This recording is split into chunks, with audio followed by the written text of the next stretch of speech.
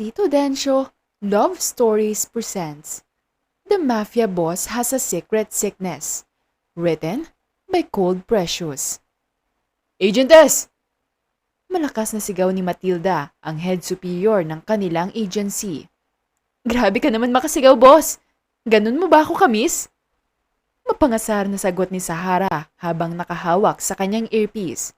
Biglang natigilan si Sahara nang marinig niya ang pagkasa ng baril na nakatutok sa kanyang likuran. Ibaba mo yan, babae! Nagbabantang sambit ng isa sa mga bantay ng kanyang pinasok na bodega. Brad, nagkakamali ka ng kinalaban mo. Kung ako sa'yo, dapat ikaw ang sumuko sa akin. Mariin na sambit ni Sahara habang nakataas ang kanyang dalawang kamay. Isang nakakainis na tawa lang ang sinagot nito. Kahit kailan ay hindi ako susuko sa isang babae, no? Pero papatawarin kita sa iyong kagaspangan ng iyong ugali kung pagbibigyan mo ko. Nakangising sambit nito habang maraha na hinahaplos ang balakang ni Sahara at nanatiling nakadiin ang ulo ng baril nito sa kanyang leeg. Gusto mo ba talaga to? Sure ka? Hindi mo to pagsisisihan? Mariin na sambit ni Sahara habang nakakuyom ang kanyang kamao. Oo naman. Tiba-tiba na ako nito, no? At mukhang sariwa ka pa. Naglalaway nitong sambit. Saka, bakit hindi mo ipakita ang iyong magandang muka? Sayang ang iyong tinatagong kagandahan kung itatago mo lang. Akmang tatanggalin ng lalaki ang maskara nito. Marahas siyang bumuntong hininga at malakas na siniko ang tiyan ng lalaki. Lumuwag ang pagkakahawak nito sa kanya. Ginamit niya ang pagkakataon na yon na pilipitin ng dalawang kamay nito para maagaw ang baril sa kanya. Marahas niya yung itinulak sa pader ng patalikod. Dapat sa mga bastos na gaya mo, nililibing ng buhay. Nagpupuyos na sambit ni Sahara. Napaigtad si Sahara nang sikuhin ng lalaki ang kanyang dibdib kaya napaatras siya. Oops! Sorry, iba palang nasiko ko. You will pay for this! Nanggagalaitin itong sambit habang mariing tinutukan ng baril ang lalaki. Agent S, chill ka lang. Beast mode ka na naman eh. Natatawang sambit ni Art, ang kanyang partner na kakarating lang. Pusasan mo na nga yan. Baka hindi ako makapagtimpi at mapatay ko pa yung hayop na yan. Mariin itong sambit. Chill, eto na nga oh. Teka, nawawala yung posas ko. Hindi mapakaling sambit ni Art. Samantala ay pasimpleng kinuha ng lalaki ang baril sa bulsa ni Art at sinipa ito papalayo. Mariin niyang itinutok ang baril kay Sahara at akmang babarilin niya ito pero naunahan siya ng babae. Nabaril siya nito sa kanyang ari kahit hindi man lang nakatingin. Iba ka talaga. Umiiling-iling na sambit ni Art. Mukhang may nabasag ka ata. Pagkarating nila sa headquarters ay sumulubong sa kanila ang nagpupuyos na galit ng kanilang superior na si Matilda. Ano na naman ang nabalitaan ko na may na-confine na naman dahil sa agresibo mong pag-aresto? Hindi mo ba alam na pwede kang makasuhan ng police brutality dahil sa ginawa mo? Halos patay mo na yung tao, oh. Bagay lang yun sa manyak na gaya niya. Sige, subukan niya akong kasuhan. Baka sa susunod, hindi lang ang itlog niyang mawala sa kanya. Mariin na sagot ni Sahara. Baka partner ko yan, oh. Woo! Pakikisabat ni Art. Alam mo, madam, ang cool ni partner kanina. Kung paano niya binaril ang kaliwang itlog ng lalaking yon. Buti nga eh. Manyak kasi yun. Sa lahat ba naman ang mamanyakin niya yung partner ko pang napili? Nabasag tuloy yung sa kanya. At pinagurado na hindi na yun mabubuhay. Natatawa nitong sambit habang masayang pumapalakpak na animoy may naalala na nakakatawang bagay. Alam mo ba kung kanino ang susunod na mababasag? Mariin na tanong ni Matilda. Kanino, boss? Nakangising tanong ni Art. Yung sayo. Mariin itong sambit, kasabay ng pagkasa ng baril nito at tinutok sa kanyang nakabukol na pantalon nang siya'y kinaputla nito sa kaba. Boss naman, wala namang ganyan ano. Promise, magpapakabait na ako. Hindi ko napapasakitin ang ulo mo. Akmang kakalabitin na ni Matilda ang kanyang gatilyo nang bigla itong kumaripas ng takbo papalayo. Wah! Hindi to pwede mawala sa akin, boss! Wala pa akong asawa! Marahan na binaba na lang ni Matilda ang kanyang baril sa mesa at napailing na lang sa inasal ni Art. Ay, bakit ko ba sinama ang baliw na to sa team natin? Kung hindi lang nakiusap ang kaibigan ko na ipasok ang anak niya, hindi ako nasisiraan ng bait sa kakasaway sa batang to. Daig pa ang grade 1. Mariin itong bulong. Baka mapadali ang buhay ko dahil sa baliw na to. Nilingon naman niya si Sahara at masama itong tiningnan. Agent S, baka sa pagiging masyado mong agresibo ang magdala sa iyo sa kapahamakan. Mahinahon na sambit ni Matilda. Kilala mo ako, madam. Handa ako sa kahit na anong panganib. Kahit si kamatayan pa ang kayang-kaya kong madaig. Mariin na sagot ni Sahara. Alam ko naman yon, pero kailangan mo pa ring mag-ingat.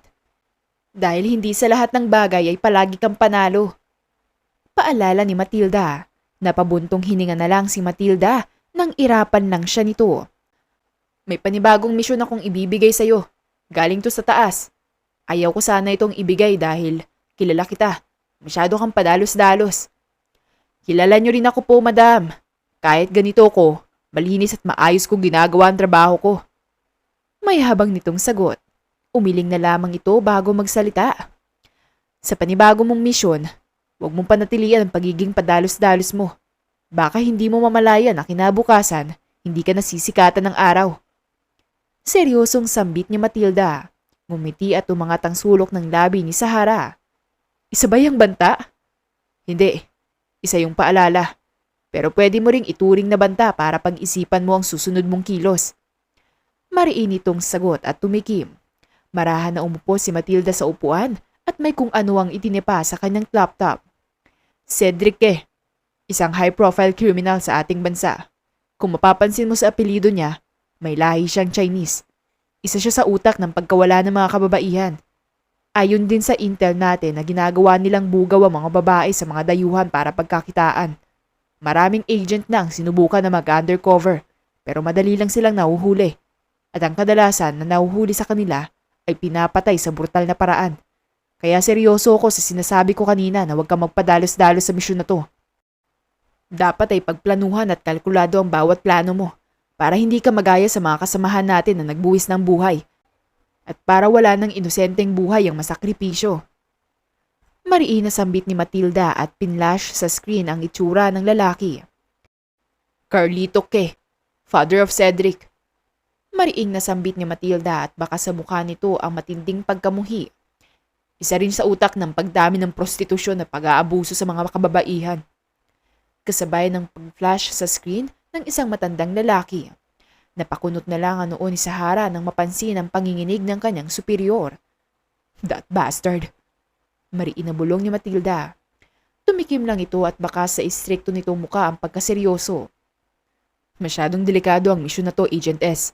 Sana mapagtagumpayan mo ang misyon na to. Payo ko lang din na panatilihin mong unahin ang tawag ng tungkulin kaysa ang sinisigaw ng iyong puso.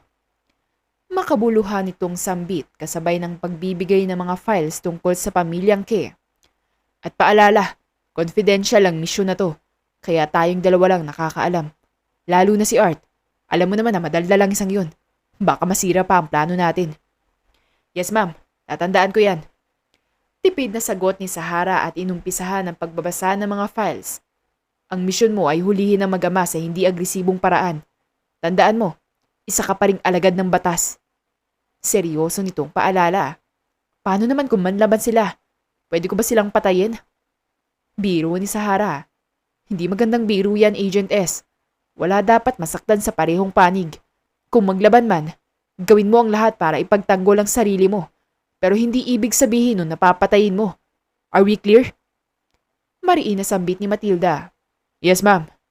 Sagot nito at sumaludo. Habang si Matilda ay nakatingin lang ito ng walang emosyon kay Sahara. Sana, huwag ka matulad sa akin. Mariin itong bulong at naglakad pa palayo. Marahas na napabuntong hininga na lang si Sahara habang minamasahin na lang ang kanyang batok sa sobrang pagod. Need help? Nakangising tanong ni Art at tinakbayan si Sahara. Alisin mo nga yung pangit mong kamay sa braso ko kung ayaw mong pilipitin ko yan. Mariin itong sambit na may halong pagbabanta. Chill! Tinaas pa ni Art ang kamay nito na tila sumusuko.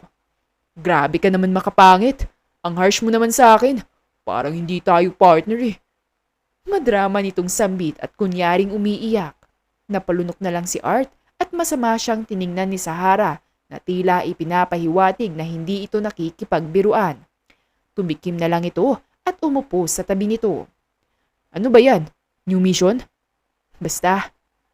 Tipid na sagot ni Sahara. Ang sama mo talaga sa akin. Gusto ko lang naman tulungan kay. May pasikreto-sekreto pa kayo ni Madam. Akala niyo naman hindi ko naririnig. Para naman kayong others dyan. Naghihimutok nitong sambit. Narinig mo? Mariing tanong ni Sahara kaya napalunok na lang ito sa kaba. Oo. Nauutal nitong sagot. Mapagkakatiwalaan ba kita? Mariing tanong ni Sahara at tinignan nito ng puno ng pagdududa. Oo naman! Nasa iyo ang katapatan ko, Agent S. Alam mo yan. Sinseridad nitong tanong.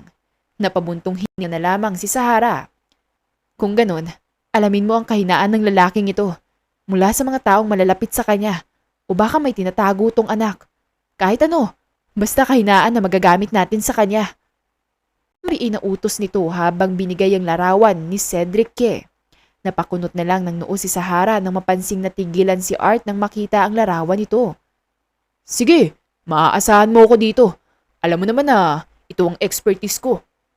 Mayabang nitong sambit at ngumiti ng pilit.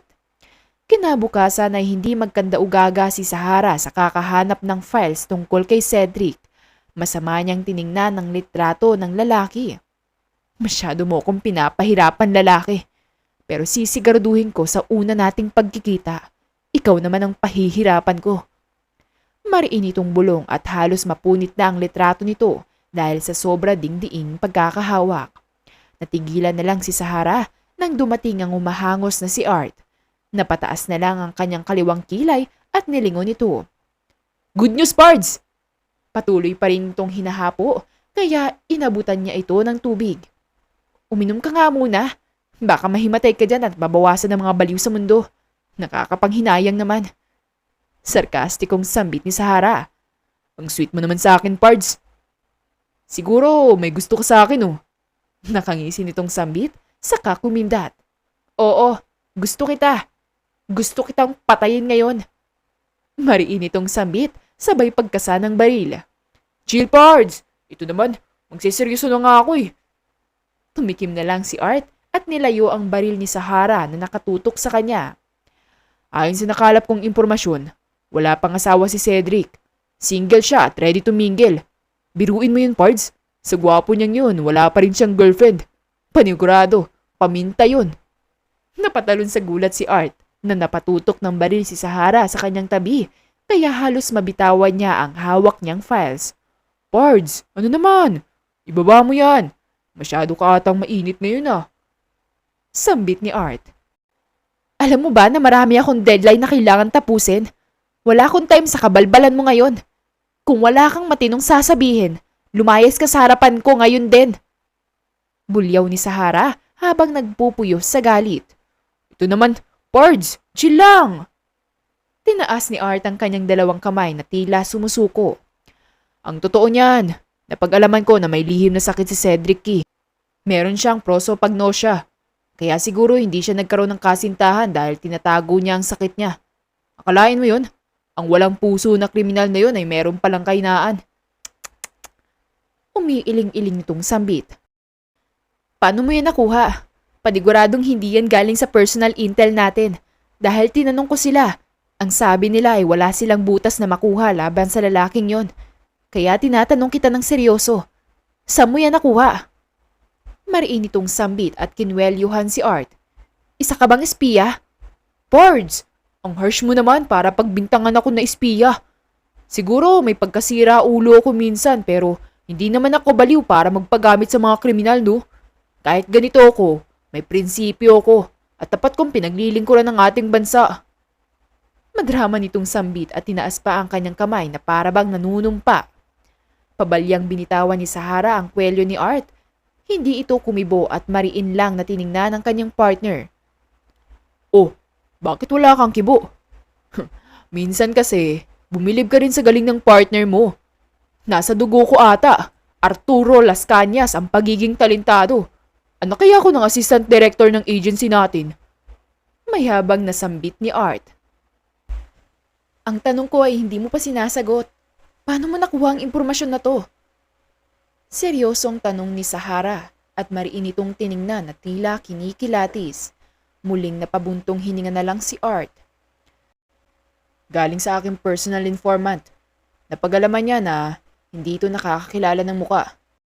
At matagal na pala itong na-diagnose ng doktor dahil sa sakit na yun simula pa nung bata pa siya. Hindi ko rin maiwasan na maawa sa kanya. Paniguradong napakahirap para sa kanya na hindi makita ang mukha ng mga mahal niya sa buhay. Napairap na lang si Sahara at napatawan na lang ng pagak sa tinura ni Art. Siguro, karma na lang niya yan dahil sa nasira niyang maraming buhay. Napakunot na lang ng noo si Art sa sinabi ni Sahara na tila hindi niya yun nagustuhan. Musmus pa siya noon, Pards. Magmula nang ma-diagnose siya sa sakit na yun. Hindi natin alam ang tunay na kwento na kinakaharap niya. Kaya huwag tayong magusga. Malay ba natin kung ano ang hirap na nadanas niya at baka naiipit siya sa sitwasyon. Ang kriminal ay kriminal. Kaya huwag mo nga siyang ipagtanggol. Bakit? Kilala mo ba siya? O baka naman isa kanyang espiya dito? Mariin na sambit ni Sahara at tinutukan ng baril si Art. Walang emosyon na lang na tiningnan ni Art si Sahara at mariin na umiling-iling. Napakatigas talaga ng puso mo, Sahara. Nagdududa ako kung meron pang tao na kayang palambutin yan. Seryoso nitong sambit at naglalakad palayo. Napakuyom na lang ng kamao si Sahara habang pinagmamasda ng papalayong bulto ni Art. Wala ka ring alam kung bakit ako nagkakaganito. Dahil sa walang puso na sindikato na yan, kaya maaga ako naulila. Kaya dapat lang silang mamatay. Punong pagkamuhi nitong sambit. Sa sumunod na araw ay tahimik na hinahanda ni Sahara ang kanyang mga armas at pasimpleng nilalagay sa sekretong taguan ng kanyang suot na bestida. Napagplanuhan niya na magpanggap na fiancé ni Cedric Ke para makapasok sa kuta nito at makakuha ng ebidensya laban dito. Napag-alaman niya na ipinagkasundo ito ng ikasal sa kasosyo niya na sa negosyo. Maswerte na lang dahil wala pang nakakakita sa mukha ng papakasalan. Masyado kasi itong misteryosa, pero pinigradong miyembro ito ng sindikato. Kaya para sa kanya ay perfect timing ito. Are you ready for your new mission, Agent S? Seryosong tanong ni Matilda. Yes, ma'am. Sagot nito sa kasumaludo. Isang malalim na buntong hininga ang pinakawalan ni Sahara bago sumakay sa kanyang motor. Be ready, Mr. Ke. I will make sure that you will face the hell that you deserve. Mariing bulong niya. Pagkarating niya sa party kung saan ipagdiriwang pinagkasundong kasal kay Cedric Ke, ay sumalubong sa kanya ang mga samot-saring tugtugan. Pasimple siyang pumasok at nilibot niya ang kanyang paningin para hanapin ang kanyang target. Oh, here's my future daughter-in-law. Masayang bati ni Carlito sa isang misteryosang babae na kakarating lang. Nakipagkamay lang ang babae at hindi kumibo. Umangat ang sulok ng labi ni Sahara nang makita si Catherine Mafias, ang ipinagkasundong ipakasal kay Cedric. Nakasuot ito ng malarosas na gown na pinartnera ng masquerade mask. Target check. Pasimple niyang inisprayan ng CCTV na nakatapat sa kanya. Kasabay na rin ang pagpapaamoy ng pampatulog sa isa sa mga janitress, kaya malaya niyang naagaw ang uniforme nito. Ipinatong niya lang yon sa kanyang suot na damit kaya madali niya lang yung naisuot. Suot ang uniform ng janitress ay palihim niyang sinundan ni Sahara si Catherine na nagtungo naman sa banyo. Napakunot na lang ang kanyang noo dahil sa pagbukas ng pinto ay bumungad sa kanya. Walang katao-tao. Who the hell are you, bitch? Why are you following me? Napalingon na lang siya sa kanyang likuran at bumungad sa kanya ang baril na nakatutok sa kanya. Sabi ko na nga ba, hindi basta-basta ang magiging asawa ng demonyong yon. Tama nga ang kasabihan. Ang demonyo ay para sa kapwa niya demonyo. Mapanuyang sambit ni Sahara. Tiningnan lang ng masama ni Catherine at sinimulan siyang atakihin. Kapwa silang nagtatagisan ng lakas at wala sa kanila ang gustong magpatalo.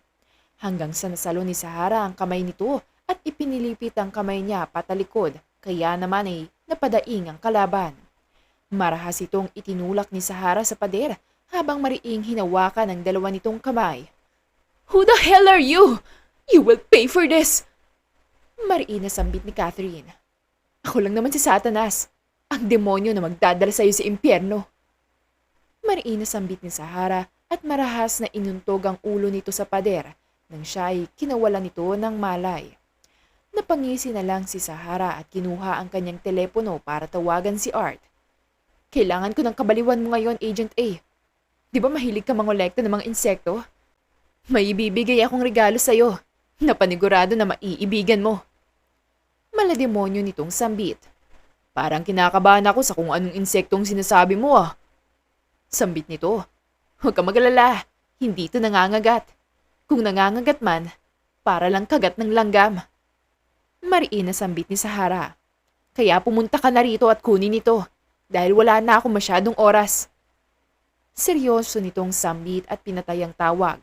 Walang emosyon niyang nilingon ng walang malay na si Catherine at nilagay ito sa isang garbage bag. Marahas siyang bumuntong hininga at ipinasa nito sa kanyang likuran na parang nagbubuhat ng isang sakong bigas. "Bago ka ba dito, Iha?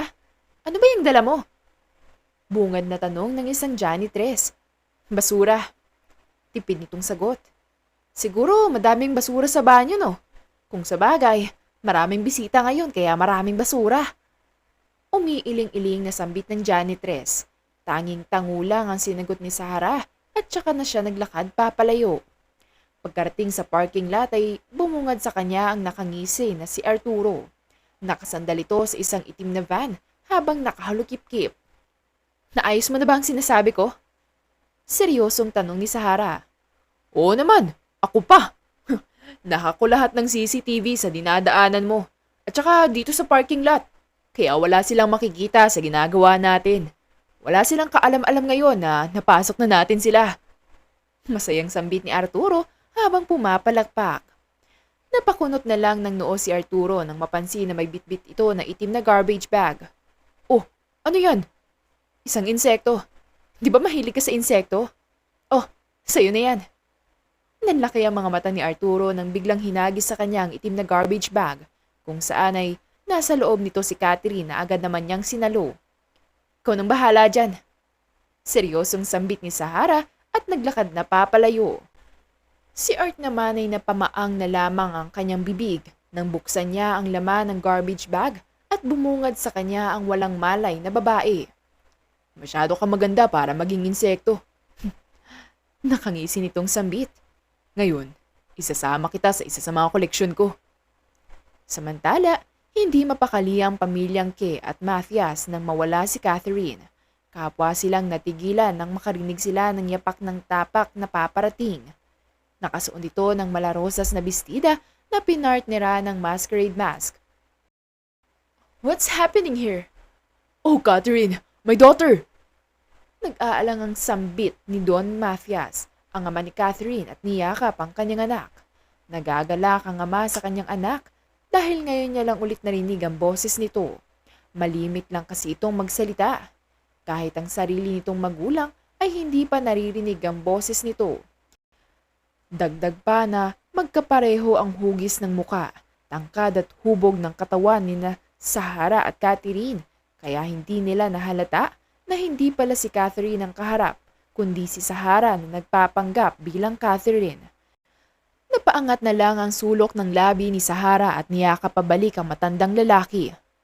My mission is going to start. Bulong nito sa kanyang isipan. "Saan ka ba nagpunta, Iha? Akala ko ay kung ano na nangyari sa inyo." Nag-aalalang pakikisabat ni Carlito Ke. "I'm fine. I just need to refresh myself." Maarte nitong sagot. "So, let's start the wedding." Masayang sambit ni Doña Carlota, ang ina ni Catherine. Kapwa sumang-ayon ng dalawang pamilya at nagsimula na tumugtog ang musika, senyales ng pagsisimula ng seremonya. "Dearly beloved, we are gathered here today to witness and celebrate the union of Mr. Cedric Ke and Miss Catherine Mathias in this marriage." Panimula ng pari. "Mr. Cedric Ke, do you take Miss Catherine Mathias for your lawful wife to have and to hold from this day forward for better, for worse, for richer, for poorer, in sickness and in health, until death do your part? Seryosong tanong ng pari. I do. Tipid na sagot ni Cedric habang mariin na nakatingin sa babae. Nilingon ng pari si Sahara. Miss Catherine Matias, do you take Mr. Cedric K for your lawful husband, to have and to hold, from this day forward, for better, for worse, for richer, for poorer, in sickness and health, until death do your part? I do, Father. Malamig na sagot nito at palihim na kinuyom ang kanyang kamao. Kapwang nagpalitan ng singsing ang dalawa, kasabayang mariin na pagtingin ni Sahara kay Cedric. I'm now announcing you as husband and wife. You may now kiss the bride. Kapwang nagpalakpakan ng mga bisita ng hagkan ni Cedric K ang babae. Lihim siya na napakunot ang kanyang noo nang maramdaman niya ang kanyang puso. Tumitibok ito ng mabilis. Congratulations, Mr. and Mrs. K. Masayang pagbati ng mga magulang ni Catherine. Tumangulang si Cedric at mariing hinawakan ang bewang ng babae. That asshole! Mariin na bulong ni Sahara sa kanyang sarili. How dare him to kiss me? Sa isang gaya pa niya mapupunta ang first kiss ko. Nanggagalaitin itong sambit sa kanyang isipan. Ilang linggo na ang nakalipas magmula nang siya ay manirahan sa mansyon ng pamilyang K. Naiinis siya sa pagiging masyadong clingy ni Cedric sa kanya. Walang tigil ito na nakayakap sa kanyang likod, habang mariin na hinahalikan ang kanyang leeg na siyang kanya namang ikinakainis. Wala namang siyang choice dahil hindi naman niya pwedeng itulak ito dahil baka siya ay mabuko. Palihim niyang nilibot ang kanyang paningin sa paligid. Napakunot na lang ang kanyang noo nang mapatingin na isang bodega na laging pinupuntahan ni Cedric. Dahan-dahan niya yung tinungo at mariing binuksan ang pinto. Umungad sa kanya ang samot-saring papeles na nakalagay sa kanya-kanyang kabinet. Napangisi na lang siya. Nandito lang pala mga bagay na magpapabagsak ng isang leon. Akmang hahalongkatin niya ang mga papeles pero bigla siyang natigilan nang marinig ang pagbukas ng pinto. Napakunot na lang ang noo ni Cedric nang makita ang kanyang asawa na walang emosyon na nakatayo malapit sa kanyang papeles. Anong ginagawa mo dito? Seryosong tanong ni Cedric at mariing tiningnan ng kanyang asawa. Masyado kasing malawak ang mansyon mo. Kaya naligaw ako. Akala ko kasi library ito eh. Gusto ko kasing magbasa ng libro. Sagot ni Sahara at palihim na hinawakan ng mariin ang kanyang maliit na punyal. Nasa kanyang likuran ito at naghahanda sa kanyang pag-atake. Nilapitan ni Cedric si Sahara at mariing hinalikan ito sa pisngi. Nang mapansin niya na hindi ito nakahalata, ay agad niyang binalik sa kanyang pinagtataguan ang kanyang punyal. Marahan namang hinawakan ni Cedric ang bewang nito at dinala sa library. Here's my library. Tipid na sambit ni Cedric. Sa sumunod na araw ay tahimik na naglalakad pababa ng hagdan si Sahara. Napakunot na lang ang kanyang noo nang makarinig siya ng malakas na kalantog. Nilapitan niya ang pinto na nakasiwang at bumungad sa kanya ang dalawang taong nagtatalo. You bastard! Ilang beses ko bang kailangan sabihin sa'yo na gamitin mo yung utak mo? Nanggagalaiti na sambit ni Carlito at mariin na sinasakal si Cedric. Isa ka talagang talunan. Paano ba kita naging anak ha? Mana ka talaga sa ina mong traidor na walang kwenta. Nagpupuyos nitong sambit at inuntog ang ulo ng kanyang anak sa pader. Masama niyang tiningnan ang anak niyang duguan at iniwan itong nakahandusay. Samantala ay dahan-dahan namang tumayo si Cedric at lumabas ng kanyang silid. Nanlaki ang kanyang mga mata nang bumungad sa kanya ang walang emosyon na mukha ng kanyang asawa. Nahihiya siyang umiti dito. Nagkaroon na kami ng hindi pagkakaintindihan ni Dad.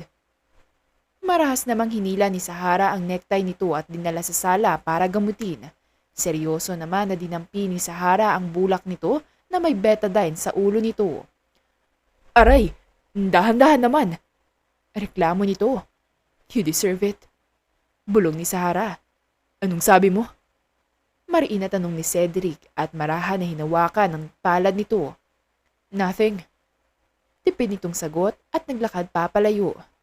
Bakit ko ba ginagamot ang hayop na yun? Mariin na bulong ni Sahara sa kanyang isipan. Marahas siyang huminga ng malalim at humiga sa kanyang kama. I need to finish this mission, no matter what. Sa kabilang banda, walang emosyon na naninigarilyo si Cedric habang nakatanaw sa bintana. Mariin niyang iniisip ang kakaibang inasal ng asawa. What's wrong with her? Napakunot na lang ang noo niya nang dumating ang kanyang tauhan na sugatan. Boss, nilusubulit tayo ng mga agent. Ako lang nakatakas at kinuha nila ang mga prostitusyon. Nangihinang balita ng kanyang tauhan. Magaling. Tipid na sagot ni Cedric habang siya ay naninigarilyo. Napakunot na lang ang noo ng lalaki nang mapansin na hindi nababahala ang kanyang boss. Boss!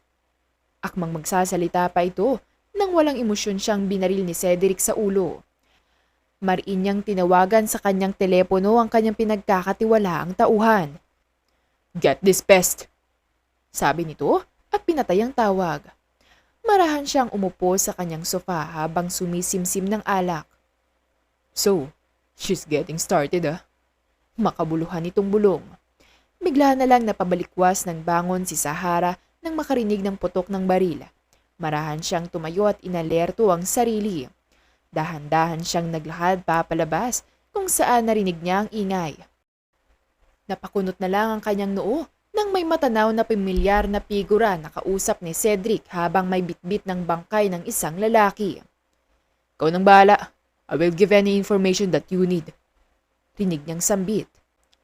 Bumaba si Sahara sa hagdan at nilapitan si Cedric. Who's that? Seryoso niyang tanong. Just a friend.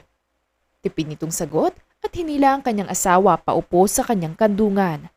Halos magtaasan ng kanyang balahibo nang marahan na halikan ni Cedric ang kanyang leeg. Napakuyom na lang siya ng kanyang kamao sa inis dahil nakakaramdam siya ng kakaibang kiliti sa tuwing hinahalikan siya nito. I want you. Malamig nitong sambit at hinagkan si Sahara. Kinabukasan ay nangihina na nagising si Sahara. Pakiramdam niya ay parang hinati sa dalawa ang kanyang katawan. Napatingin siya sa kanyang tabi na mariin na nakayapos sa kanyang bewang. Bakit ko ba hinayaan na may mangyari sa amin? Mariin itong bulong. Siguro ay para madistract ko siya para sa mga plano ko. Pangungumbinsi niya sa kanyang sarili. Yun lang ang maaaring dahilan. Marahas niyang inalis ang kamay nito sa kanyang bewang at sinubukang bumangon. Napadaing na lang siya dahil sa matinding sakit sa kanyang gitna. Tiningnan niya ng masama ang mapayapang natutulog na si Cedric. Isa kang animal. May araw ka rin sa akin, hayop ka. Mariin niyang sambit at pinilit na bumangon. Sa susunod, puputulin ko na yan para hindi ka na makapanakit. Galit niyang sambit at masamang tiningnan ng nakatayo nitong alaga. Marahan siyang naglakad papunta sa banyo at naligo. Pagkatapos niyang maligo at lumabas na siya suot ang kanyang bathrobe. Nanlaki ang kanyang mata nang makita ang kanyang sarili sa salamin. Bakit ang dami nito? Naiinis niyang sambit habang nakatingin sa kanyang leeg na tantad ng hikis. Pwisit ka talagang animal ka! Dahil sa matinding galit ni Sahara ay sinipa niya ang natutulog na si Cedric. Kaya napadaing ito na nahulog sa sahig.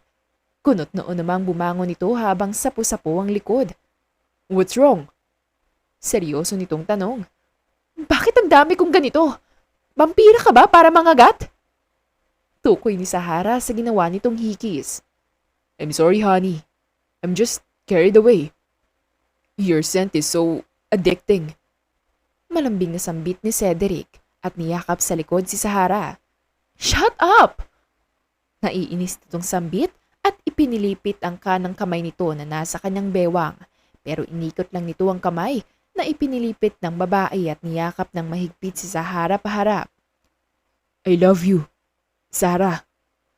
Napakunot na lang ang kanyang noo dahil hindi niya masyadong narinig ang kasunod na sinabi nito. Napairap na lang si Sahara at niyakap ito pabalik. Napakunot ang kanyang noo nang mapalingon sa pamilyar na litrato na nakalagay sa mesa. Kumalas siya mula sa pagkakayakap nito at kinuha ang kwadrado. Sino to? Seryoso niyang tanong habang hindi maalis ang tingin sa litrato. She's my mother, Matilda Rodriguez. Tipid nitong sagot. Napakuyom na lang siya ng kamao nang marinig ang pangalan ng kanyang superior. She's a traitor, ha? Mariin niyang bulong. Where is she now? Seryoso na tanong ni Sahara habang mariin na nakatingin sa lalaki. I don't know. Matagal na kasi namin hindi nakakasama ni Dad. Tipid nitong sagot, pero baka sa mukha nito ang pangungulila. I'm sorry. Walang emosyon na sambit ni Sahara. It's fine. Ang mahalaga ay nandito ka. Pakiramdam ko, kumpleto pa rin ako. Kahit wala sa aking tabi ang aking ina.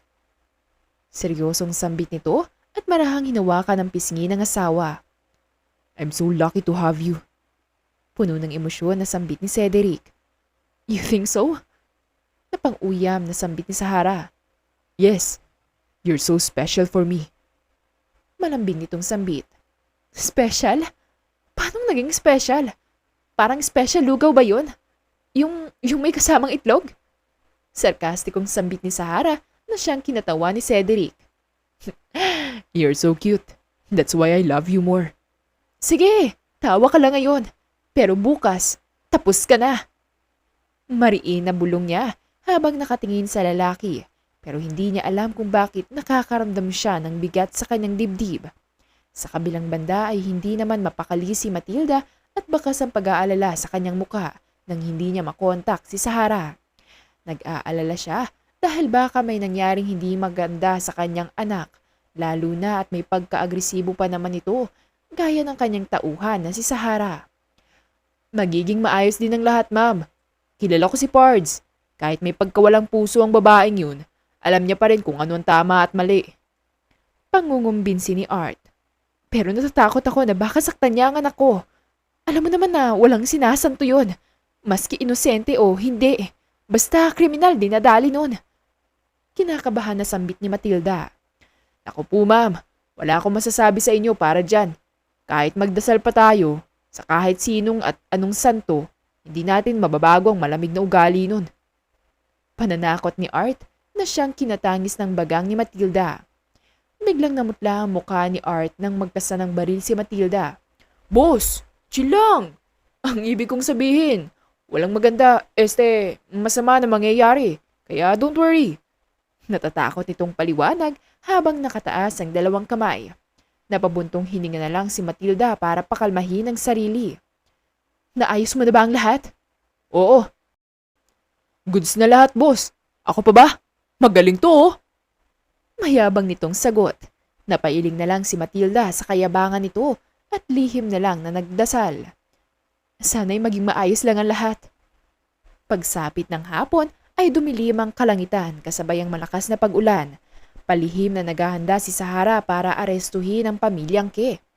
Ipinagbagay alam na niya kay Art para humingi ng backup. Ipinagbili niya rito na wag itong iparating kay Matilda dahil wala na siyang tiwala sa babaeng yun dahil sa lahat ng nalaman niya. Kaya hindi niya sinagot ang tawag nito. Balak niya yun arestuhin gamit ang mga ebidensya na nakalap niya. May araw ka rin sa akin, Matilda. Ang kapal na mukha mong bungangaan ako tungkol sa pagiging mabuting alagad ng batas. Ikaw pala ang anay sa hanay ng mga agent, kaya dapat mo tong pagbayaran. Kinuha niya ang lahat ng papeles na naglalaman ng mga ebidensya na magpapabagsak sa pamilyang Ke. Inilagay niya ang lahat ng yon sa isang malaking bag at isinabit sa kanyang balikat. Palihim siyang bumaba ng hagdan habang mariinahawak ang kanyang baril na tila handa na sa kahit anumang pag-atake. Dahan-dahan niyang tinatahak ang daan na tila pinapakiramdaman ng paligid. Bigla siyang natigilan nang makarinig ng putok ng baril na senyales na nakapasok na ang kanyang mga kasamahan. Malademonyo siyang ngumisi at ikinasa ang kanyang baril. Let the game begin. Agent S! Sumalubong sa kanya ang isa niyang kasamahan at sumaludo. Tinanguan niya lang ito at tinuro ang daan. Patuloy pa rin na naglalakad si Sahara para hanapin ang mag-amang Ke. Hanggang sa nakita niya ang dalawang tao na naglalaban at walang gustong magpatalo. Napakunot na lang ang kanyang noo na mapagtantong si Matilda at si Carlito ang naglalaban. Wala ka pa din pinagbago, Matilda. Ang ganda mo ay wala pa rin katulad. Mapang-uyam na sambit ni Carlito. Wala ka pa rin pinagbago, Carlito. Wala ka pa rin kasing sama. Naggagalaiting sagot ni Matilda at mariin na nakatutok ang baril sa lalaki. Isang malademonyong tawa lang ang tinugon nito na siyang ikinangit-ngit naman ni Matilda sa galit. Kaya hindi ito makapagtimpi at sinugod na lang ito basta. Sa gitna ng mainit na labanan sa pagitan ni Matilda at Carlito ay lumabas ang kanilang mga kasanayan sa pakikipaglaban. Sa isang sandali ng pagkakataon, si Matilda ay nagawa ng mabilis na duplex kick laban kay Carlito. Naglakad si Matilda ng may determinasyon patungo dito. Makikita sa mukha nito ang puno ng galit at puot. Sa isang biglang galaw, ay itinaas ni Matilda ang kanyang paa ng sabay at dahan-dahang ipinakita ang kanyang kasanayan sa duplex kick. Sa pag-atake, ang dalawang paa ni Matilda ay nagpadala ng matinding suntok patungo kay Carlito na siyang ikinadaing naman ito. Kaya naman ay sinamantala niya ang pagkakataon na atakihin si Carlito na siyang kinadagdag ng mainit na tensyon. Nakangising na paatras na lang si Carlito habang sapu-sapo ang kanyang panga. Wala ka pa rin pinagbago, mahal ko. Napaka-agresibo mo pa rin sa akin. Gaya kung paano ka naging agresibo pagdating sa kama. Shut up! Sumuko ka na at pagbayaran mo ang lahat ng kasalanan mo sa batas. Mariing sambit ni Matilda habang nakatutok ang baril nito sa kanya. I will never surrender to you, even if you kill me. Kung noon, nabigo mo akong hulihin, sisiguraduhin ko na hindi mo rin ako mahuhuli sa ngayon. Sambit ni Carlito habang mariin na nakatutok ang baril sa babae. You don't really know me. Well, don't underestimate what this woman can do. Mariin na sambit ni Matilda at masamang tiningnan ng lalaki. Kapwang natigilan ng dalawa nang makarinig sila ng tunog ng baril. Nanlaki ang mga mata ni Carlito nang bambitawan ang hawak niyang baril ng barilin ni Sahara. Oh my dear fake daughter-in-law, you're here. Mapang-uyam na sambit ni Carlito kay Sahara. Inirapan lang siya ni Sahara at mariin itong tinutukan ng baril. Tama na ang kakadakdak mo, tanda. Kung ako sa'yo, sumuko ka na habang mabait pa ako. Isang mapang-uyam na halakhak ang tinugon ni Carlito. Ouch! Nakakatakot ka naman, my fake daughter-in-law. Nanginginig talaga ang kalamnam ko sa takot. Napatalon sa gulat si Carlito nang maputukan ng baril ni Sahara ang kanyang gilid na halos muntika na siyang matamaan. Siguro naman nakikita mo na seryoso ako. Kung hindi ka mahuli sa santong dasalan, huhulihin kita sa santong paspasan. Sahara! Awat ni Matilda. Wala kang karapatan na pagsabihan ako. Akala mo kung sino ka matuwid. Isa ka palang taksil sa isang organisasyon. Biruin mo, nagkaanak ka pala sa demonyong to. Paniguradong ikaw ang tiktik ng organisasyon natin. Nanggagalaiting sambit ni Sahara habang papalit-palit ng direksyon ng kanyang baril kina Matilda at Carlito.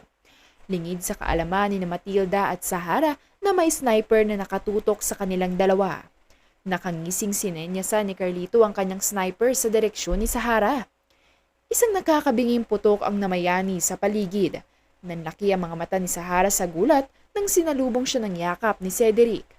Parang nagmistulang tuod si Sahara habang nakatingin kay Cedric. Duguan na ito at nag-aagaw buhay. Anak! Malakas na sigaw ni Matilda habang patuloy na binabaril ang mga kalaban. Nanginginig ang mga kamay na dinaluhan ni Matilda si Cedric. Marahan niyang hinawakan ng pisngi at tinakpan ng kanyang bimpo ang umaagos nitong dugo malapit sa puso. Anak! Huwag kang pipikit! Lumaban ka lang! Umiiyak na sambit nito habang si Sahara ay nanatiling tula dahil sa nangyari.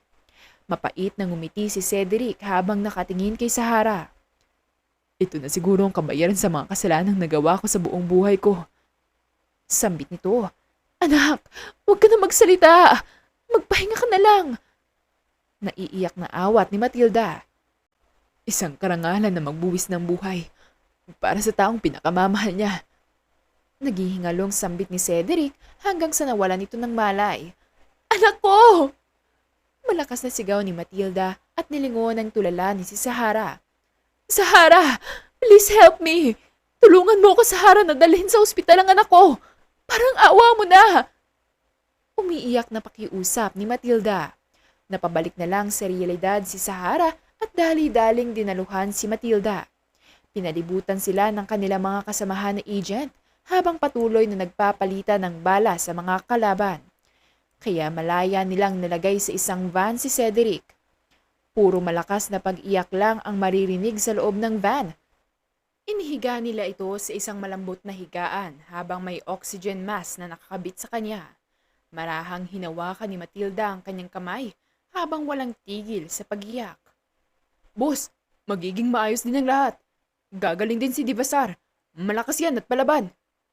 Pagpapalakas ng loob ni Art kay Matilda. Nakakunot na lang ng noo si Sahara dahil sa tinura ni Art na tila kilalang kilala niya si Cedric. Nalilito siya dahil parang pamilyar ang binanggit nito na codename, Divisar, dahil ito ang tinatawag sa mga intel ng kanilang organisasyon. Pagkarating nila sa ospital ay agad silang inasikaso ng mga doktor habang ang mga agent ay nakapalibot sa buong ospital para magbantay. Napakuyom na lang ng kamao si Sahara at baka sa mukha nito ang pagkalito sa nangyayari. Arturo, mag-usap nga tayo. Mariing sambit ni Sahara. Uy Pards, mukhang bismode ka na naman ah. Biglang napadaing si Art ng mariin nang hinila siya ni Sahara sa necktie nito na siyang ikinasakal nito. Bitawan mo ako Pards, ang tagal na nga nating hindi nagkita eh. Pero sa halip na isang matamis na yakap ang sumalubong, mukhang dilubyo na naman ang hatid mo. Kinakabahang sambit ni Art habang pilit na inaalis ang braso ni Sahara sa kanyang leeg. Sabihin mo nga sa akin ang totoo. Ano ang kaguluhan na nangyayari? Gulong-gulo na kasi ako eh. Kasi parang kilalang kilala mo si Cedric. Magkasabot ba kayo ni Matilda? Sumagot ka nga! Nagpupuyos nitong tanong. Huminahon ka muna Pards. Ipapaliwanag ko lahat sa'yo mula sa umpisa. Mahinahon na sagot ni Art kaya pabalya siyang binitawan ni Sahara.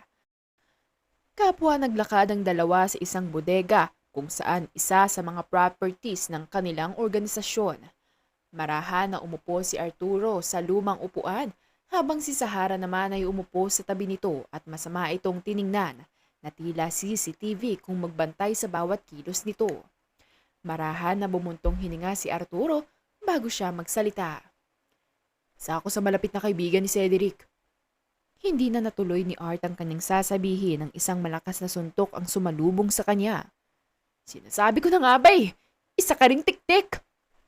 Galit na sambit ni Sahara at mariin na tinali ang necktie nito sa kanyang leeg kaya hindi ito makahinga. Marahas na tinulak ni Arturo si Sahara na siyang kinaatras nito at inalis ang necktie na mariing nakatali sa kanyang leeg. Pwede ba? Tigilan mong pagtatali nito sa leeg ko.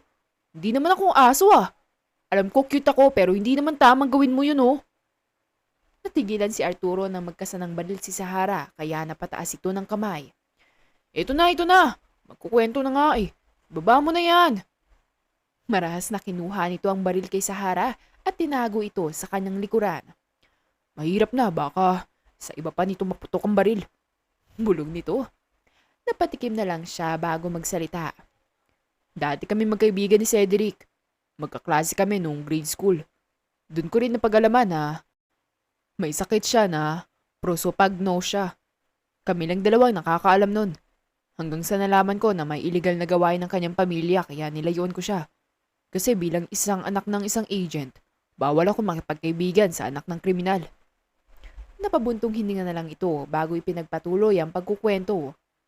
Hanggang sa nasaksihan ko kung paano siya bugbugin ng kanyang ama. Nalaman ko rin na kaya siya nagkaroon ng prosopagnosia dahil sa matinding injury na natamo niya. Pagkatapos ng aksidenteng nun, wala na kaming komunikasyon. Nagsasabi ka ba ng totoo? Panigurado, alam mo rin na anak ni Matilda ang lalaking yun. Malakas na tanong ni Sahara. Chill ka lang, huwag ka magalit sa mother-in-law mo. Napatikim na lang siya nang tingnan siya ng masama ni Sahara. Dahil sa isang misyon na inasign sa akin ay nagkita muli kami ni Cedric. Malaki ang pinagbago niya. Nasaksihan ko kung paano siya pumatay ng brutal. Kaya lang, nagulat ako kung sino ang pinatay niya. Hindi nito pinatay ang isa sa mga agent natin kundi ang tauhan niya. At mas nakakagulat pa dahil pinatakas niya ang agent natin. Mariin na umiiling-iling si Sahara sa tinura ni Art. Isa yang malaking kalokohan. Ang kalokohan ay tinutukoy mo isang katotohanan. Sa una, hindi rin ako naniniwala. Kaya kinumpronta ko siya. Naglaban kami hanggang sa sinabi niyang gusto niya makipagtulungan sa atin. Sa una, hindi ako pumayag. Dahil baka pinapaikot niya lang ako. Hanggang sa nalaman ko na siya pala ang intern na nagbibigay sa atin ng tip. Mahabang paliwanag ni Art. Sandali nga. Sandali. Para lang maging klaro. Ang sinasabi mo ba na matagal ng intern natin ng lalaking yun? At matagal niyo na akong niloloko at pinapaikot sa lintik na misyon na to? Nanggagalaiting sambit ni Sahara at kunwelyuhan si Art. Alam ba to ni Matilda? Yung connection niyo sa anak niya? Sa totoo lang, nung una hindi alam to ni Madam M. Nalaman niya lang to nung pagkatapos mong makapasok sa kuta ni Cedric. Kaya may nagbago sa plano. Palihim kang tinutulungan ni Cedric sa misyon mo. Ang pabagsakin ng sindikato ng ama niya. Naalala mo rin ba yung tao na kausap ni Cedric sa mansyon? Ako yun. Inutusan niya akong kunin ang tauhan niya para paimbestigahan. Kinakabahan na sagot ni Art kay Sahara. Nanginginig ang kalamnan niya sa takot na salubungin siya ng nanlilisik na tingin nito na tila gusto siyang ilibing ng buhay. So lahat ng impormasyon na sinabi mo sa akin na tungkol sa kanya, galing sa kanya. Ginagago mo ba ako? Malakas na sigaw ni Sahara nang siyang ikinatalon sa gulat ni Art. Oo, kay Cedric galing yung lahat. Sagot nito. Mariin na hinawakan ni Sahara ang panga ni Art. Ano pang hindi ko alam, ha? Ano pang hindi mo sinasabi sa akin? Legal ang kasal niyo. Tunay mong pangalan na nakalagay sa marriage contract. Sagot nito. Paano nangyari yon? Pangalan ni Catherine ang nakalagay doon. Nalilitong tanong ni Sahara. Pinalitan ni Cedric ng pangalan mo at hiningi niya ang fingerprint mo kay Madam para maging legal ang kasal niyo. Napadaing bigla si Art nang mariin na hinawakan ni Sahara ang buhok niya. Halos mabunot ang anit niya sa higpit ng pagkakahawak nito. Ang kapal na mukha niyong ipakasal sa kung sino-sino lang. Hindi niyo man lang hiningi ang approval ko. At saka, bakit pumayag ang gagong yun sa kasal na to? Hindi naman niya ako lubusang kilala. Naiyayamot nitong tanong habang mariin pa rin ang buhok ni Art. Aray! Tama na!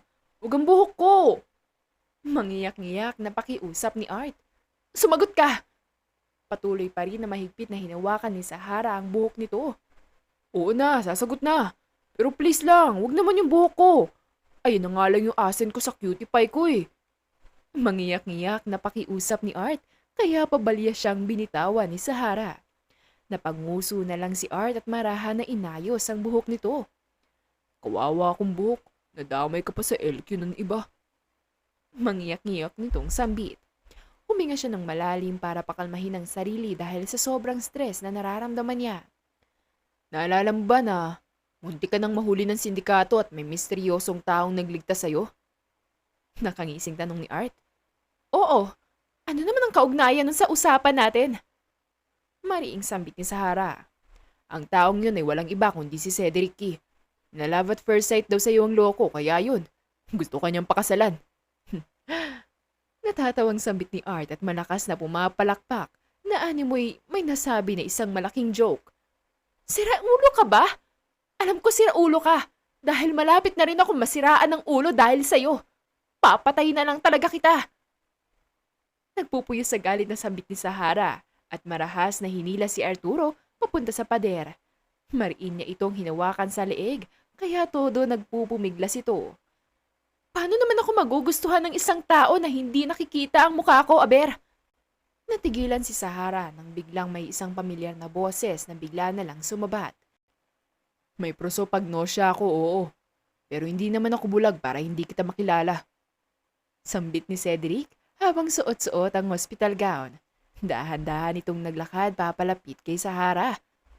Masamang damo ka talaga, Brad. Buhay ka pa rin hanggang ngayon. Pakikisabat ni Art. Siyempre, malaking tulong sa akin yung bulletproof suit na binigay mo.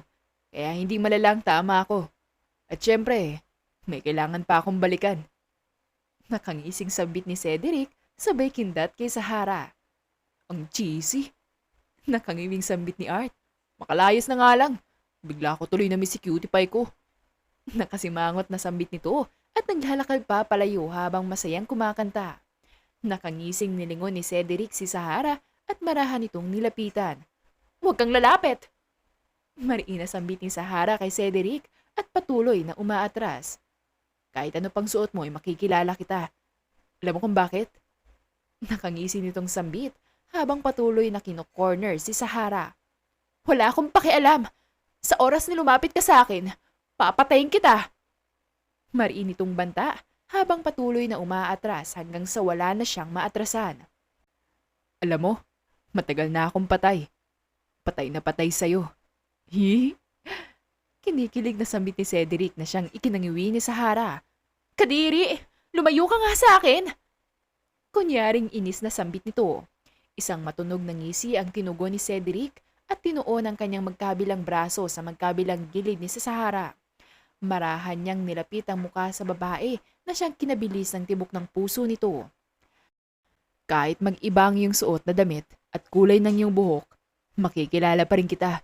Dahil sa'yo lang tumitibok ng ganito kabilis ang puso ko. Seryosong sambit ni Cedric at marahang dinala ang kamay ng babae sa tumitibok nitong puso. Nanginginig na binawi ni Sahara ang kamay niya at umiwas ng tingin. Saka, ikaw lang ang may nakakabaliw na amoy na hindi nakakasawang amuyin. Pilyong sambit ni Cedric at mariing pinanggigilang kagati ng leeg ng babae. Bastos! Namumulang sambit ni Sahara at malakas na sinampal si Cedric. Sa'yo lang. Mapang-asar na sagot nito habang sapu-sapu ang pisngi. Makalipas ang ilang linggo ay tuluyan ng gumaling si Cedric kaya kailangan na niyang harapin ang mga minor cases na kailangan niyang pagbayaran. Kahit naging intel siya ng mga agent ay may batas pa rin siya na nalabag kaya maglalagi siya sa kulungan sa loob ng 9 na buwan. Suot ng kanyang damit na pangpreso ay tahimik na naglilinis ng banyo si Cedric. Pero tigilan siya nang marinig niya ang isang nakakatakot na boses. Ang boses ng kanyang ama.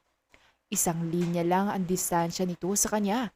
Nanlilisik ang mga namumula nitong mata na tila galit pa rin sa kanya. Ipinaglayo kasi sila dahil noon unang salta pa lang niya sa kulungan ay pinagtangkaan na nito ang kanyang buhay. Hindi niya maiwasan na masaktan dahil sa nangyari. Ang taong dapat na mamahal at mag-aalaga sa kanya ay siya pala ang mananakit sa kanya. Pinagsisisihan ko na binuhay, pinalaki pa kita. Kagaya rin ng babaeng yun. Isang traidor. Wala kang utang na loob. Dapat nung sinilang ka pa lang, pinatay na kita. Puno ng pagkamuhi na sambit ni Carlito. Sa oras na makalabas ako rito, papatayin ko kayong mag-ina. Banta pa nito. Tama na yan. Saway ng isang bantay. Cedric may dalaw ka. Napabuntong hininga na lang si Cedric para pakalmahin ang sarili at sinundan ang kanyang bantay. Bumungad sa kanya ang 2 bulto na naka-uniforme na agent. Hindi man malinaw ang mukha nito sa kanyang paningin ay nakilala niya pa rin ang mga ito dahil sa pangalan nito na nakalagay sa uniforme nila. Arturo, pagbati nito at kinamayan ng lalaki. Art na lang, masyado makaluma ang Arturo Naiinis nitong suway. Kinurot naman ni Matilda si Arturo na siyang kinadaing nito. Oo na madam, tatahimik na nga Anak, maluha-luhang sambit ni Matilda na marahan na niyakap si Cedric. Agad na kumalas ng pagkakayakap si Matilda at hinila ito para umupo. Hinanda niya ang mga pagkain sa mesa nito na siyang pasalubong niya. Ma, masyado namang madami ito. May piyesta ba? Nagtatakang tanong ni Cedric habang hindi makapaniwalang nakatingin sa samot-saring putahe sa kanyang mesa. Oo nga Brad, mukha kang bibitayan sa dami mong kakainin. Natatabang pakikisabat ni Art. Gusto ko lang naman makabawi sa pagkukulang ko sa'yo. At saka, pwede mo rin namang ibigay sa mga kasamahan mo sa kulungan. Paliwanag naman ni Matilda. Pwede ko po bang bigyan si Papa? Tanong naman ni Cedric. Ikaw bahala kung tatanggapin niya. Walang emosyon itong sagot. Ay, kaya pala ang dami niyong niluto madam Kasi gusto niya rin na ipagluto si ex-husband. Uy, si madam, dumada moves. Kapangasar na sabi ni Art. Kung ayaw mo na ilibing kita ng buhay, tumahimik ka dyan. Nagbabantang sambit ni Matilda at Mariina hinawakan ang buhok ni Art. Mag-inlo nga kayo ni Sahara. Palagi niyong trip ang buhok ko. Mangiyak-ngiyak na sambit ni Art. Mama, tama na. Kawawa naman si Art Saway ni Cedric. Napairap na lang si Matilda at pabalya na binitawan ng buhok nito. Buti pa si Cedric. May concern sa akin. Madramang sambit nito. Mamaya nyo na ituloy yan, ma. Pagkatapos nyo akong dalawin. Mas maganda kung ililibing nyo na yan sa ilalim ng lupa para hindi makapagingay. Panggagatong ni Cedric. Bakit ba ang rurude nyo sa akin? Akala ko ba best friend forever tayo? Sambit ni Art. Akala mo lang yon. Pangaasar ni Cedric. Tumikim na lang ulit si Cedric nang maalala si Sahara. How is she? Seryosong tanong ni Cedric. Sino? Tanong ni Matilda. Si... Sahara. Tipid nitong sagot, pero baka sa mukha nito ang matinding pangungulila. Ayun, buntis. Kaya ako napag-iinitan eh. Kung dati masama ang ugali niya, mas lalo pang naging masama. Halos naging kakambal na nga nun si Satanas eh. Biruin mo, pinapagawa niya ako ng punyal na kamukha mo. Paano ko naman gagawin yun? Ang mas malala pa, ipinabibili ba naman ako ng mangga na kamukha mo? Samputyo pilato ko naman hahanapin yun. Nababalo na talagang babaeng yun. Wala na tuloy akong time sa cutie pie ko. Mahabang sermon ni Arturo. Buntis siya? Nauutal na sambit ni Cedric at baka sa mukha nito ang matinding pagkabigla. Oo, sa dami ng sinabi ko sa'yo, yan lang sagot mo. Malakas na sigaw ni Art at tinapat pa ang kanyang bunganga sa mukha nito. Natigilan na lang sina Art at Matilda nang bigla itong namutla at nawala ng malay. Masyado bang mabaho ang hininga ko para himatayin siya? Nalilito nitong sambit. Bakit mo kasi binigla? Siyempre magugulat yan. Lalo na nalaman niyang magiging ama na siya. Naiinis na sambit ni Matilda at kinutungan si Art. Ayan ang isa sa mga namana niya sa ama niya. Ang pagiging magulatin. Napangisi na lang si Art. Uy, naaalala mo na naman si ex-husband ah. Miss mo na siya no? Ang tanong, miss ka ba? Shut up! Napipiko na sambit ni Matilda. Total naman, nandito na tayo. Bakit hindi mo pa siya dalawin para matuloy niyo na ang naudlot niyong love story? Mapangasar na sambit ni Art. Che! Marahas na tumayo si Matilda, saka agad na umalis. Boss! Aminin mo na kasi! Nangasar nitong sambit at hinabol si Matilda. Makalipas ng 9 na buwan, ay tuluyan ng nakalaya si Cedric. Napabuntong hininga na lang siya habang tinatakang daan palabas ng kulungan. Napag-alaman niya na kabuwanan na ngayon ang kanyang mag-ina, kaya diretsyo ang punta niya sa ospital. Napakunot na lang ang kanyang noo habang naglalakad dahil pakiramdam niya ay may sumusunod sa kanya. Hanggang sa may nakasalubong siyang isang lalaki na nasa edad 40. Nakapustura ito at nakangising nakatingin sa kanya. Laya na pala ang traidor ng organisasyon. Pero ang tanong, makakalaya ka ba sa kamatayan mo? Mayabang nitong sambit. Walang emosyon ang mukha ni Cedric nang palibutan siya ng mga tauhan nito. Kapwa ito nakasuot ng suit at pormado. May iba't ibang klase ng balisong sa baywang nito at isang revolver. Isa talaga kayong malaking istorbo. Marahas na inalis ni Cedric ang kanyang suot na necktie at tinanggal ang 2 pagkakabutones ng kanyang suot na polo. Kaya naman ay litaw na litaw ang matikas nitong leeg. Laban na, may lakad pa ako. Walang emosyon na sambit ni Cedric at kinumpas ang kanyang kamay para lumapit ang mga kalaban. Nagsimula na umatake ang mga kalaban pero ginamit ni Cedric ang kanyang angking bilis para iwasan ang bawat atake nito. Mataas na tumalon si Cedric at sinipa sa mukha ang isa sa kanyang mga kalaban, kaya ito nawala ng malay. Napangisi na lang siya habang pinipilipit ang mga kamay nito na may balisong kaya naagaw niya ito. Ang kapal na mukha niyo na pagtangka ang patayin ng numero 1 na mafia boss. Angin nito, kasabay na mariin na pagsakal sa isa sa mga kalaban at malakas itong inuntog sa pader. Gamit ang kanyang lakas ng pakiramdam ay ginamit niyang pananggala ang walang malay niyang kalaban laban sa bala na tatama sana sa kanya. Nice shot, bastard! Mataas siyang tumalon at sinipa ang kamay ng taong may baril kaya ito nabitawan. Hindi na niya sinayang pagkakataon na pilipitin ang kamay nito patalikod na siya namang ikinadaing ng kalaban. Magbabayad ka, Cedric eh! Huwag ka magmayabang ngayon dahil hindi ka na mafia boss. Galit ang bawat organisasyon sa'yo dahil sa pagtatraidor mo. Patayin mo man ako. Hindi ka pa rin namin titigilan na ng buong angkan mo. Nanggagalaiting sambit ito habang sinusubukang magpumiglas mula sa higpit ng kanyang pagkakahawak. Isang nakakaiyamot na tawa lang ang pinakawalan nito at mariin ito ang diniin sa sahig habang hawak pa rin ang kamay nito patalikod. Tama ka nga. Hindi na ako mafia boss, kundi ako na si Divisar, ang pinakamagaling na agent sa bansa. Tandaan mong pangalan na yan. Dahil ang pangalan na yan ang magdadala sa iyo sa kamatayan. Mariin na sambit ni Cedric at maangas na inuntog ang ulo nito sa sahig. Kaya naman ay nawalan ito ng malay. Natigilan si Cedric nang tumunog ang kanyang telepono. Sinagot niya ang tawag at isang maingay na boses na maihahalin tulad sa parot ang sumalubong sa kanya. Pumunta ka na sa ospital, Brad. Parang awa mo na. Manganganak na si Sahara. Parang awa mo na, Brad. Iligtas mo ako sa kanya. Ako ang pinagbubuntungan niya ng galit. Saka sabi niya, pag nakita ka daw niya, puputulin niya daw ang batuta para hindi ka na makapagbiktima pa. Bakit mo ako dinala sa sitwasyon na to? Wala na tuloy akong time sa life ko dahil palagi na lang LQ niyong sumasalubong sa akin. Mangiyak-ngiyak na sambit ni Art. Huwag ka nga maingay, kundi puputulin ko yung dila mo. Pakikisabat ni Sahara na narinig ni Cedric sa kabilang linya. Rinig mo, Brad? Please, iligtas mo ako sa mangkukulam na to. Baka hindi ko kayanin at mawalan na ako ng buhay. Masama yun. Mababawasan ang mga pogi sa mundo. Isa yung malaking kasalanan. Mayabang nitong sambit na siyang kinabuntong hininga niya. Pupunta na ako, pero may kailangan akong ipalinis sa'yo. Seryosong sambit nito. Ano?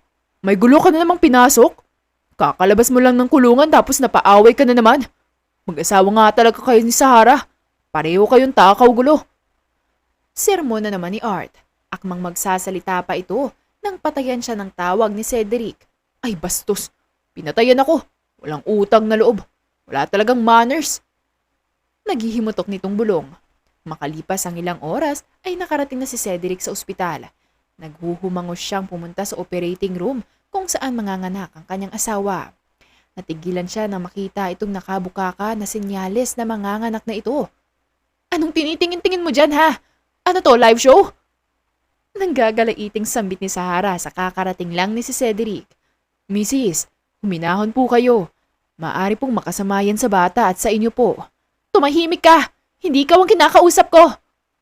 Napaatras na lang ang doktor dahil sa nanilisik nito mga mata na animoy gusto siyang patayin. At ikaw lalaki, sa halip na pumunta ka dito kaagad sa amin ng anak mo, inuna mo pa talaga makipagbasag ulo. Singhal nito. Sino nagsabi niyan? Tanong ni Cedric. Si Art. Asik nito. Pahamak talagang bibig nun. Mariin ang bulong ni Cedric. May sinasabi ka? Marahas na bumuntong hininga na lang si Cedric at nilapitan nito. Lumayo ka nga sa akin! Ang pangit mo! Asik nito, pero hindi siya pinansin ni Cedric. Sa halip ay marahan lang na hinawakan nito ang kamay ng asawa. Sa oras na matapos ang trahedyang to, puputulin ko yung kaligayahan mo para hindi na makapagbiktima pa. Singhal ni Sahara at tinignan ng masama ang asawa. Mrs., huwag naman ganon. Hindi niyo na makakamta ng heaven kung aalisin mo ang kaligayahan ni Mister. At hatabang pakikisabat ng nurse, mariin na tumangutango na lang si Sahara na tila nakikisang-ayon sa nurse. Parang ikaw, pagkatapos nito ay makakamtan mo ang impyerno kapag hindi ka tumigil sa kakasingit mo. Mariin na banta ni Sahara. Mrs., kumalma ka na. Nakikita ko ng ulo ng bata. Suway ng doktor. Kasalanan mo to, Cedric. Papatayin kita pagkatapos nito. Nagdedeluryong sigaw ni Sahara habang umiire. Habang si Cedric ay nakangiwi na pinupunasan nito ng pawis. It's a baby boy. Nakangiting sambit ng doktor. Umire pa siya ng umire. Nanggagalaiti itong sumigaw. Hindi maiwasan ng mga nurse na tumawa habang si Cedric naman ay nakangiwi na lang dahil sa inaasal ng asawa. It's a baby girl.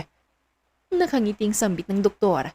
Marahas na huminga ng malalim si Sahara na ngayon ay nakangiting tiningnan ng kanyang mga anak. Natapos din. At ikaw? Natigilan na lang si Sahara dahil paglingon niya ay nakahandusay na si Cedric sa sahig at nawala na ng malay. Ano nangyari dyan? Nagtatakang tanong ni Art na may bitbit na lampin. Patay na. Tipid na sagot ni Sahara sa kaumirap. Naalimpungatan na lang si Cedric dahil maingay ang boses na yon. Nangunguna na roon ang malaparot na boses ni Arturo na sinamahan pa ng megaphone na bunganga ng kanyang asawa. Alam kong gising ka na, hayop ka! Kaya imulat mo na yung mata mo at huwag ka na magtulog-tulugan. Kundi tutusukin ko yan. Mariing bulong ni Sahara. Nakangising iminulat ni Cedric ang kanyang mga mata at hinila ang batok ng kanyang asawa para halikan. Ay, PDA naman kayo dito oh! Sabat naman ni Art. Marahas namang tinulak ni Sahara papalayo sa kanya si Cedric at malakas itong sinampal. Bastos ka talaga no? Kakapanganak ko lang pero gusto mo na agad dagdagan. Napangiwi na lang si Cedric sa pagiging sadista ng asawa. Ang tagal rin nating hindi nagkita asawa ko. Kaya namiss ko ang malalambot mong labi. I just want to kiss you. Maliban na lang kung may gusto kang ibang mangyari. Mapangasar nitong sambit. Shut up! Naiinis na sambit ni Sahara at baka sa mukha nito ang pamumula. Maraha na hinawakan ni Cedric ang kamay ng asawa at hinalikan nito. Sahara, nagpapasalamat ako na dumating ka sa buhay ko. Binigyan mo ng liwanag ang madilim kong mundo. Iniligtas mo ako sa kasamaan na pinagmulan ko. Salamat sa maraming regalo na binigay mo kasi binigyan mo ako ng chance para maging mabuting tao. Para maging mabuting ama at asawa sa'yo, sa mga anak natin, at sa mga susunod pa nating magiging anak. Puno ng emosyon na sambit nito. At sinong maharitis ang nagsabi sa'yo na may susunod pa ha? Asinghal ni Sahara. Si Art. Sabi niya na mismo daw yun eh. Labing-labing natin. Nakangising sambit ni Cedric at kinindata ng namumutla na si Arturo. Arturo! Halika dito para mapatay kita! Nanggagalaiting sigaw ni Sahara kay Arturo na halos magkandahulog sa hagdan para makatakas.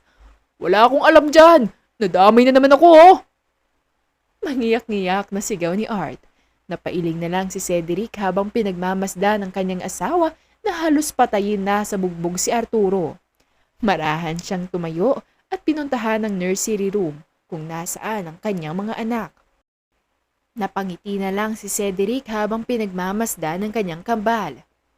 I love you, my precious gems. At dyan na po nagtatapos ang ating kwentong pinamagatang The Mafia Boss Has a Secret Sickness. If you like the story, please don't forget to like, comment, share, and subscribe for more wonderful stories. Hanggang sa muli, paalam!